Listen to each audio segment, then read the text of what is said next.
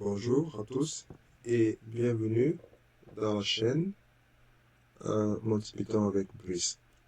Moi c'est Brice Donald, je suis étudiant en Master 2.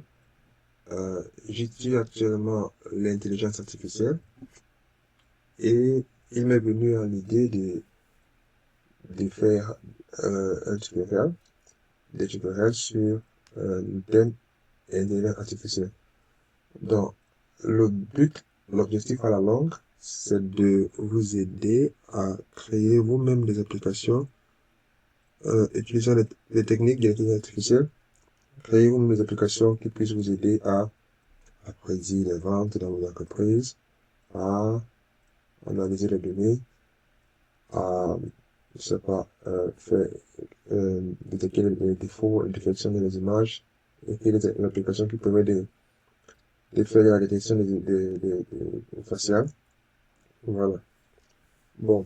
Mais pour cela, j'ai décidé de diviser les tutoriels en trois grandes parties. La première partie sera l'introduction à la programmation avec Python. Ici, nous allons voir les bases de la programmation. C'est pour ceux qui n'ont pas d'expérience avec la programmation. Ceux qui, pour la première fois, font face à la programmation.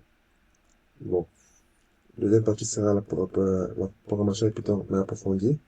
Nous allons parler de la programmation orientée objet. Nous allons aller en détail sur la gestion de la mémoire, et ainsi de suite.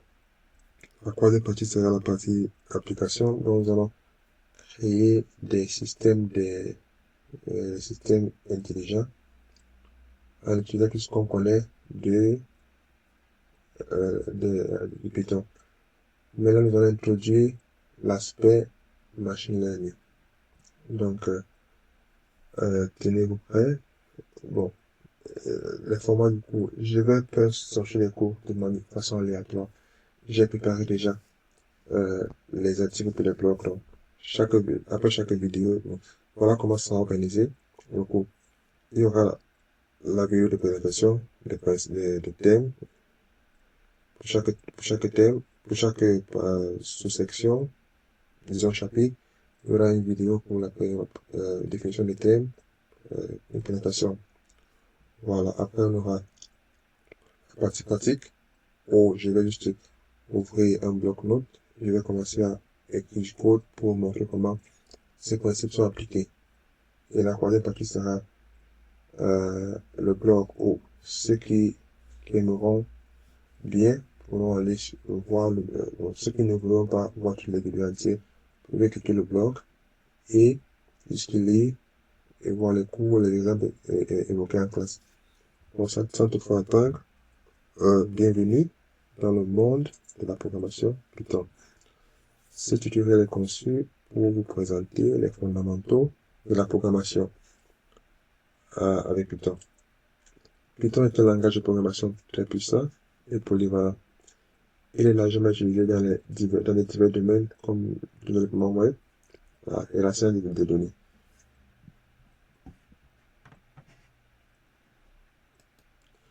Qu'est-ce que Python? Si il vous était demandé de répondre à cette question, que diriez-vous? Bon, la définition de Python, sur les ressources internet, je pense que Wikipédia, Python est un langage de programmation de haut niveau, interprété, connu pour sa simplicité, sa lisibilité et sa facilité d'utilisation. C'est le langage excellent pour les débutants car il permet de vous concentrer sur l'écriture du code sans vous enliser dans les syntaxes complexes.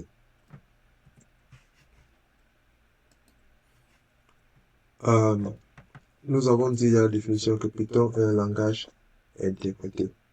Qu'est-ce que cela veut dire? Il y a ceci dans la programmation, on parle de langage interprété et langage compilé. C'est quoi la différence? Le fonctionnement d'un interpréteur est ainsi représenté. Un interpréteur est un programme qui lit le code source, c'est-à-dire le code écrit par le programmeur, ligne par ligne, l'analyse et l'exécute immédiatement, sans traduire entièrement en langage machine. comment cela se passe? Vous écrivez le code du haut vers le bas. L'interpréteur va lire ligne par ligne. Donc, même s'il y a une erreur à la fin, l'interpréteur va d'abord lire jusqu'à arriver à la fin. S'il savait que euh, dans un cycle if, il y a une erreur, mais que l'erreur ne sera pas exécutée parce que euh, la condition n'est pas respectée, le code va passer. Pourtant, le compiler, qu'est-ce qui se passe? Compiler, exemple, le langage compilé, on a C++, C. Oui. Ce qui se passe, c'est que quand le programmeur lance l'exécution du code, le compilateur va traduire le code en code de machine directement avant de l'exécuter. Donc là où l'interpréteur exécute d'abord le programme, le compilateur traduit en code de machine d'abord. Le truc c'est souvent, même s'il y a une erreur à la fin, le compilateur va signaler l'erreur. Ici, nous pouvons aussi voir la différence entre les interpréteurs et le compilateur est caractéristique. Disons, l'interpréteur va traduire ligne par ligne pendant l'exécution et le compilateur va traduire tout le code. L'interpréteur est plus lent parce que, évidemment, ligne par ligne, le compilateur est très rapide. Et aussi, il faut savoir que le compilateur, souvent, ne sont un fichier exécutable que nous pourrons exécuter, que nous pourrons partager à d'autres personnes. L'interpréteur a besoin ici, le code de machine a besoin d'interpréter à chaque fois. Mais ici, pour le compilateur, une fois le code est compilé, plus besoin de le recompiler. Ce que je disais tantôt, que nous pouvons compiler le code, obtenir le code de machine, fichier exécutable, et nous partageons à nos amis pour qu'eux aussi puissent exécuter dans la machine.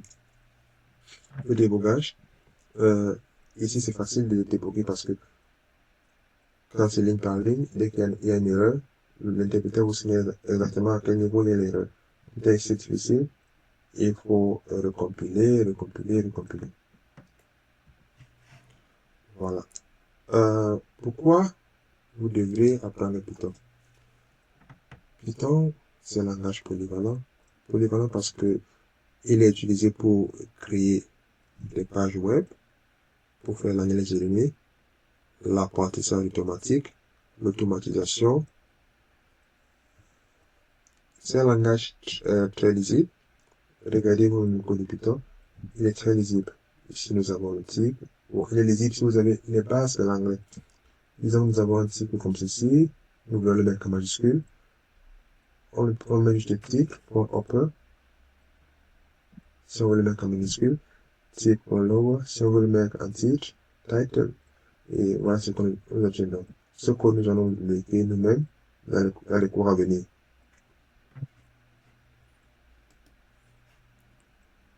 Python a aussi une grande communauté. Et Python est très populaire. Voici la source. C'est Tiobe qui fait un ranking des langages les plus utilisés année par année. Est-ce qu'on voit que Python est la plus haut avec C++, C, Java, C Sharp et JavaScript. Et nous voyons que dans les progrès, Python gagne en priorité plus 4%. C'est plus élevé que tout langage suscité. Et nous avons sur la progression de JavaScript et SQL.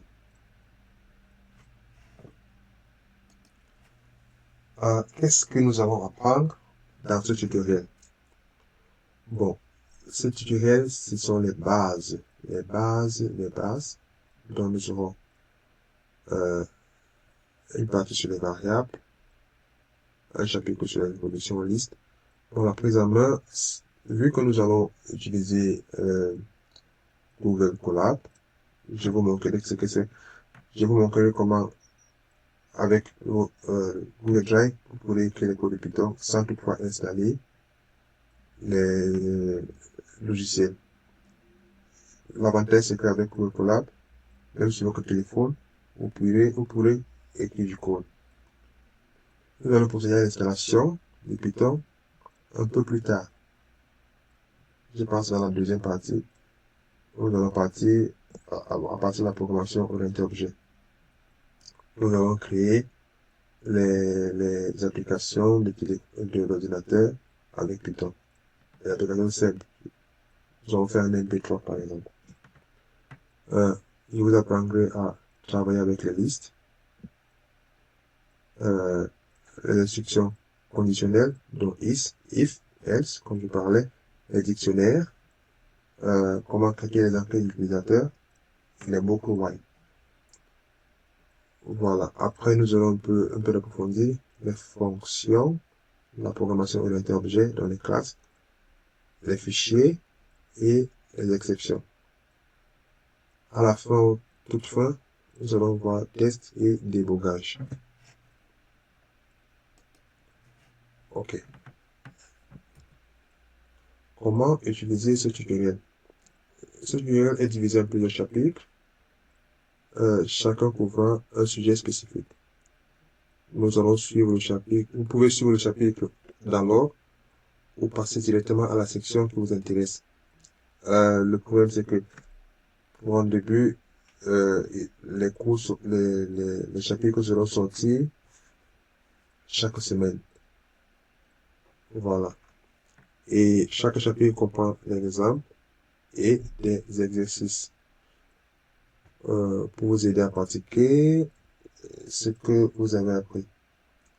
Sans toutefois tarder, allons au prochain chapitre où je vous apprendrai comment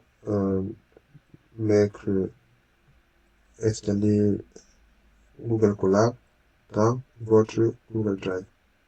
Merci et une fois de plus, bienvenue à Multi Python avec Brice.